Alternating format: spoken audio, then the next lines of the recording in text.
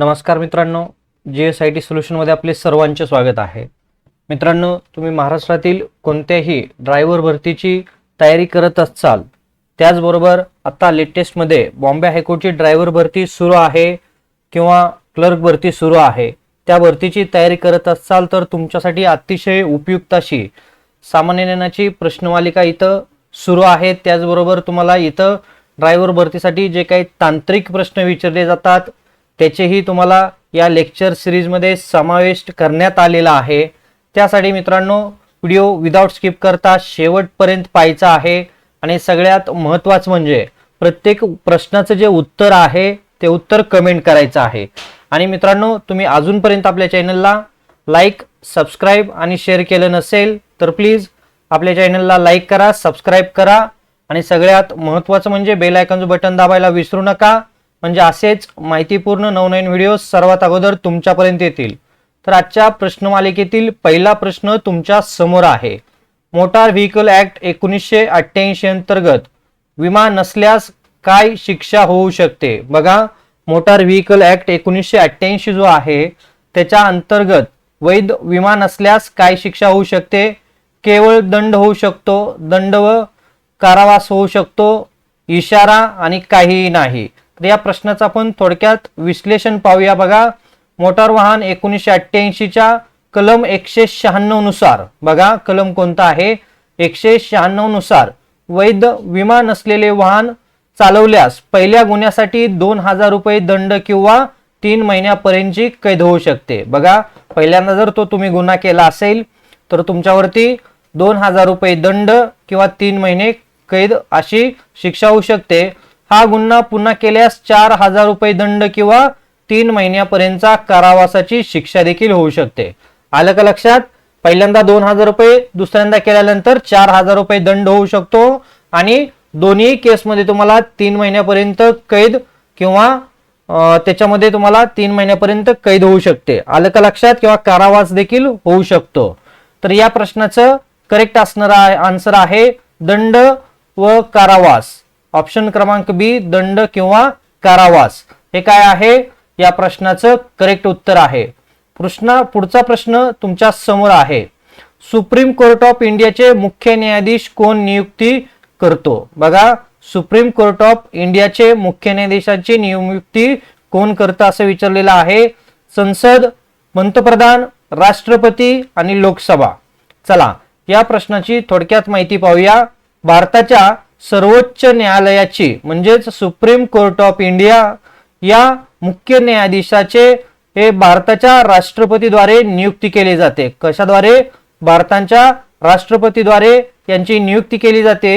हे पद भारतीय संविधानाच्या कलम 124 अन्वये नियुक्ती केली जाते। इथं बघा, जे काही न्यायाधीश आहेत, मुख्य न्यायाधीश यांची नियुक्ती कोणत्या कलमांतर्गत केली जाते? कलम 124 अन्वये केली जाते। सर्वोच्च न्यायालयातील सर्वात ज्येष्ठ न्यायाधीशाची नियुक्ती या पदावरती केली जाते। बघा, सर्वोच्च न्यायालयातील सर्वात ज्येष्ठ न्यायाधीश असतात, त्यांची नियुक्ती या मुख्य न्यायाधीश म्हणून पदावरती केली जाते। तर इथं करेक्ट आन्सर काय असणार आहे या प्रश्नाचं? तर बघा, सर्वोच्च न्यायालय आहे सुप्रीम कोर्ट ऑफ इंडिया जे आहे याच्या मुख्य न्यायाधीशाची नियुक्ती कोण करतं? तर राष्ट्रपतीद्वारे केली जाते आणि हे सर्वोच्च न्यायालयातील सर्वात ज्येष्ठ न्यायाधीश असतात, त्याचबरोबर यांची नियुक्ती राष्ट्रपती करतात आणि कलम 124 अन्वये केली जाते। आलं का लक्षात? चला, पुढचा प्रश्न मित्रांनो तुमच्या समोर आहे। भारतीय राज्यघटनेतील कलम 215, बघा, भारतीय राज्यघटनेतील कलम 215 काय सांगते आपल्याला इथे विचारलेलं आहे? तर सर्वोच्च न्यायालयाचे अधिकार सांगते। उच्च न्यायालय कोर्ट ऑफ रेकॉर्ड आहे आणि त्याच्यानंतर निवडणूक प्रक्रिया, आपत्कालीन तरतूद।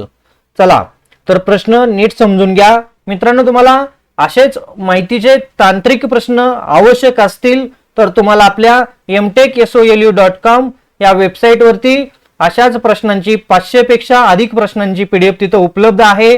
त्या वेबसाईटची लिंक तुम्हाला मी या व्हिडिओच्या डिस्क्रिप्शन बॉक्समध्ये दिलेली आहे, तिथून ती PDF मित्रांनो तुम्ही मिळवू शकता। तर बघा, प्रश्न काय आहे? भारतीय राज्यघटनेतील कलम 215 काय सांगते त्याची थोडक्यात माहिती. कलम 215 सार्वजनिक सेवांच्या कायदेशीर अधिकाराचा अवमान, सार्वजनिक न्यायाविरुद्ध गुन्हे आणि पुराव्यात दिलेले दस्तऐवजांशी संबंधित गुन्ह्यांची खटला. ही काय आहे? 215 आहे. तर याची माहिती सांगतं. तर इथं बघा या प्रश्नाचं करेक्ट उत्तर काय आहे? तर उच्च न्यायालय कोर्ट ऑफ रेकॉर्ड आहे असं सांगितलं जातं. आलं का लक्षात? सर्वोच्च न्यायालयामध्ये भारतीय राज्यघटनेतील कलम 215 काय सांगतं? उच्च न्यायालय कोर्ट ऑफ रेकॉर्ड आहे असं सांगतं. चला पुढचा प्रश्न तुमच्या समोर आहे. बॉम्बे हायकोर्टच्या न्यायाधीशाची नियुक्ती कोण करतं? तर पंतप्रधान, मुख्यमंत्री, राष्ट्रपती आणि राज्यपाल. चला या प्रश्नाची थोडक्यात माहिती पाहूया. बॉम्बे हायकोर्टच्या म्हणजेच मुंबई उच्च न्यायालया न्यायाधीशाची नियुक्ती भारताच्या राष्ट्रपतींद्वारे केली जाते. भारतीय राज्यघटनेत कलम 217 अंतर्गत सर्वोच्च न्यायालयाच्या कॉलेजियमच्या म्हणजेच सरन्यायाधीश आणि वरिष्ठ न्यायाधीश शिफारशीनुसार राष्ट्रपती, मुख्य न्यायाधीश आणि इतर न्यायाधीशांची नियुक्ती करतात, ज्याची अधिसूचना केंद्र सरकारद्वारे केली जाते. इथं बघा काय लक्षात ठेवायचं आहे की बॉम्बे हायकोर्ट जे आहे त्याच्या न्यायाधीशाची नियुक्ती कलम 217 अंतर्गत केली जाते. त्याचबरोबर भारताच्या राष्ट्रपतीद्वारे त्यांची नियुक्ती केली जाते. हे इथं लक्षात ठेवायचं आहे आणि या प्रश्नाचं करेक्ट उत्तर आहे राष्ट्रपतीद्वारे बॉम्बे हायकोर्टच्या न्यायाधीशांची नियुक्ती केली जाते. पुढचा प्रश्न मित्रांनो तुमच्या समोर आहे. पार्लमेंट ऑफ इंडियाचे संयुक्त अधिवेशन कोण बोलावते? पार्लमेंट ऑफ इंडियाचे संयुक्त अधिवेशन कोण बोलवते? पंतप्रधान, राष्ट्रपती, लोकसभा अध्यक्ष आणि राज्य सभापती. चला याची माहिती पाहूया. भारतीय संसदेच्या दोन्ही सभागृहांचे म्हणजे लोकसभा आणि राज्यसभा संयुक्त अधिवेशन भारताचे राष्ट्रपती बोलवतात. कोण बोलवतात? तर भारताचे राष्ट्रपती बोलवतात. त्याचं करेक्ट आन्सर आहे राष्ट्रपती. पुढचा प्रश्न मित्रांनो तुमच्या समोर आहे. युनायटेड नेशनची अधिकृत भाषा किती आहेत? युनायटेड नेशनच्या अधिकृत भाषा किती आहेत? 4, 5, 6, 7. तर याची माहिती पाहूया. बघा युनायटेड नेशनच्या एकूण 6 अधिकृत भाषा आहेत. या भाषांमध्ये अरबी, चिनी, इंग्रजी, फ्रेंच, रशिया आणि स्पॅनिश यांचा समावेश होतो. बघा 6 कोणकोणत्या भाषा आहेत? तर अरबी, चिनी, इंग्रजी, फ्रेंच, रशियन आणि स्पॅनिश या 6 भाषा आहेत. या 6 भाषांमधील दस्तऐवज आणि मौखिक अर्थाचा वापर संस्थेच्या कामासाठी केला जातो. तर बघा युनायटेड नेशनच्या अधिकृत भाषा किती आहेत? तर करेक्ट आन्सर आहे 6 या युनायटेड नेशनच्या अधिकृत भाषा आहेत. पुढचा प्रश्न तुमच्या समोर आहे. भारतीय राज्यघटनेतील कलम 19 ची स्वातंत्र्य काय आहेत किंवा स्वातंत्र्य कोणती आहेत असं आहेत किंवा किती आहेत? तर 4, 5, 6 आणि 7 भारतीय राज्यघटनेतील कलम 19 किती स्वातंत्र्य देते किंवा किती आहेत? तर इथं ऑप्शन मध्ये तुम्हाला काही विशिष्ट माहिती दिलेली आहे. भारतीय संविधानातील कलम 19 हे नागरिकांचा स्वातंत्र्याचा अधिकार देते. अत्यंत महत्वाचे मूलभूत कलम आहे. यामध्ये प्रामुख्याने भाषण आणि अभिव्यक्ती स्वातंत्र्यासह एकूण 6 प्रकारची लोकशाही स्वातंत्र्य कलम 19/1A ते 19/1G यात समाविष्ट आहेत की जे नागरिकांच्या वैयक्तिक विकासासाठी आणि विचारांच्या मुक्त प्रगतीकरणासाठी आवश्यक आहेत. बघा एकूण 6 काय आहेत लोकशाही स्वातंत्र्य कलम 19 अंतर्गत देण्यात आलेले आहेत. तर याचं करेक्ट आन्सर आहे बघा ऑप्शन क्रमांक सी 6. भारतीय राज्यघटनेतील कलम 19 मध्ये 6 स्वातंत्र्य जे आहेत ते 6 स्वातंत्र्य देण्यात आलेले आहेत. याच्यामध्ये प्रामुख्याने स्वातंत्र्याचा अधिकार आणि अत्यंत महत्वाचा हा मूलभूत अधिकार आहे. नागरिकांना स्वातंत्र्याचा जो अधिकार आहे हा अत्यंत मूलभूत अधिकार जो आहे तो या कलमामध्येच देण्यात आलेला आहे.